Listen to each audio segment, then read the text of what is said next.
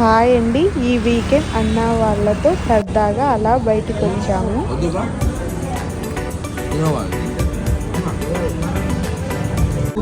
కమ్మని ఈ ప్రేమ లేఖలే రాసింది హృదయమే, గుండెల్లో గాయమేదో చలంగా మారిపోయే మాయ చేసే మాయే ప్రేమాయే. ఎంత గాయమైన గాని నమేనికేమి కాదు, పువ్వు సోకి నీ సోకు వెర్రి ప్రేమ కన్నీటి ధారలోన కలుగుతున్నది.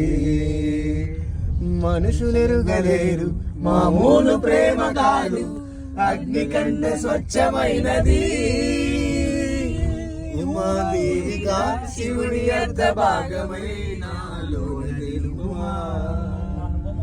ప్రియతమా నీవే